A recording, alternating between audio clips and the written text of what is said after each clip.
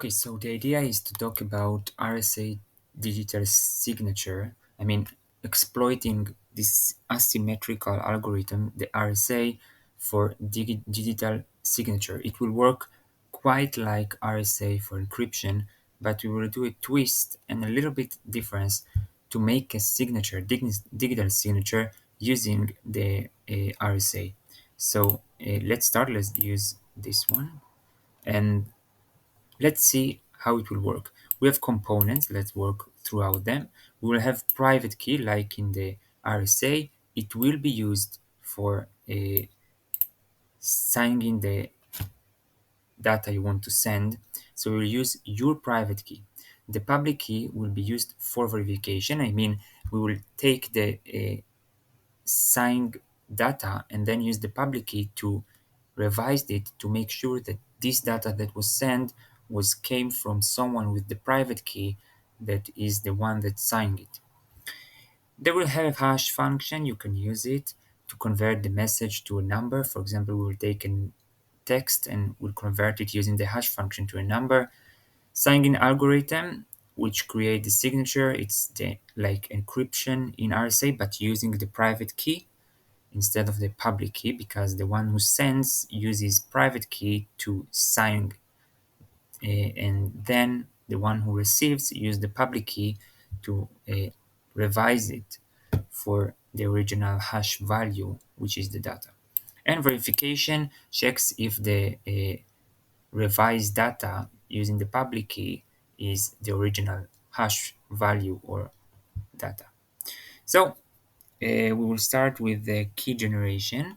Like in the RSA, we are choosing two large prime numbers, p and q, and we are calculating n as a multiplication of this. This is like in the RSA. We are calculated phi of n, again, like in the RSA, this is the phi function, the OLF function, like in the RSA, exactly. We are choosing e, which is a number between 1 and phi of n, which should be revised invertible. I mean, the GCD, the greatest common divisor between e and the phi function of n is 1. So e has an inverse in phi of n modulo. It's important because we'll use it to create the inverse, which will be d. D will be the private key. So D will be defined as the inverse of E in modulo phi of n. And we know it exists because the GCD of E and phi of n is 1. So this property tells us that E must have an inverse and D is the inverse. And D will be used as a private key to sign the data. And E will be using the public key to convert the data back to the original data or the original hash data.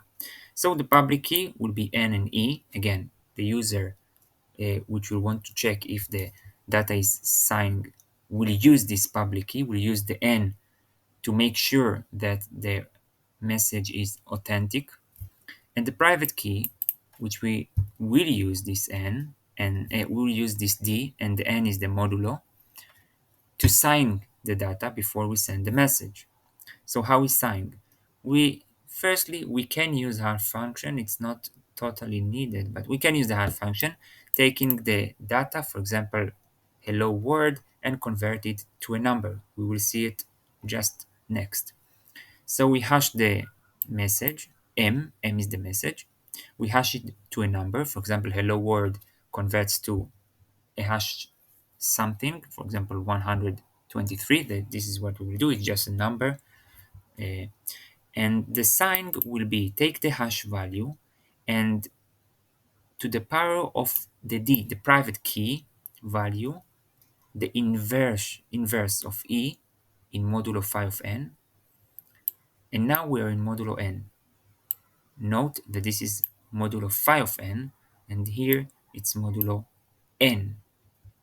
Okay, so this is the signing part, taking the hash function, raising to the power of d, which is part of the private key, in modulo n. Now, how we verify what the receiver do to make sure that the message is authentic. It takes this S that the signer send. For example, Alice sent after she signed it. So he takes this message and raises to the power of E. Now, what is written here is just this thing to the power of E. So H becomes H to the power of D times E. And when D and E is together, it gives you like 1. Now, it's not a totally right because this is modulo n and this is modulo phi of n, but using the Euler theorem and using the Euler theorem, we get that h to the power of d times s to the power of e is h to the power of d times e. And if I can write it down maybe here, so what we are getting is, if it will move, we're getting s, this is the signed message, so we are raising it into the e in modulo n. This means that it's h to the power of d times e modulo n, but we know that d times e is 1 in modulo phi of n. But if it's 1 in modulo phi of n, it also gives us that h to the power of d of e gives us just in modulo n gives us just the h.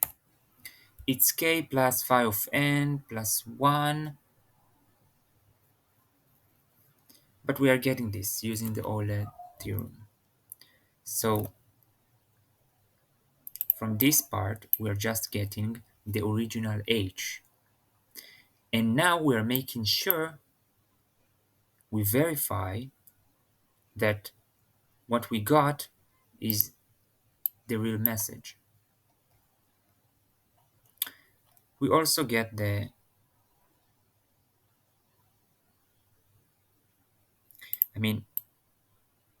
we get this hash and we make sure that what we got from here is really the hash of what we signed. Let's see an example. So we again starting with RSA, normal RSA, choose two prime numbers, big prime numbers, create the n by multiplying them, create the phi of n, p minus 1 times q minus 1, this is the phi of n. We choose e between 1 and phi of n, which satisfies that the GCD of e and phi of n is 1, namely e has inverse in phi of n modulo. Then we can find d, which is the inverse of e in modulo phi of n. So we get d. We have a public key, which is n and the e. This is the public key. Everyone can see it. And we have the private key, which is the n and the d. This is the private key. Only, let's call it Alice have it, or the signer have it. The sender have it. He has it. So we are signed in. We use hash. So for example, for hello world, if this is the message we want to sign, we can hash it to 123, for example, and we signed it 123 to the power of d. We signed it, not like RSA, where we use the public key to encryption. So we are doing the message to the power of e. Here, we are doing the message to the power of the private key, d. This is a change from RSA encryption. So the signed message is the hash function to the power of d, the private key, modulo n, which is this value. So the signature is 855. We can send the message, we can send the hash function, and now the verifier should take this signed message and design it and see if we get again the 123. So we compute h tag, which is the signature, to the power of e. Now again, we'll get e times d in the power, and we should just get the original h that we got we raised it to the power. So we really get the original age, which is 123. And we verify that this is a hello word, this is the message. So we got the message. So the message is authentic. So we said that there is a match. We also get the message. We saw that the message that was signed after the signing is the same as the message. So we know that this is authentic, and we say that, okay, great, this is signed, this is the real message. And that's it. This is using the RSA for digital signature. Thank you very much. If there are any mistakes or corrections or hallucinations, please tell me. And that's it.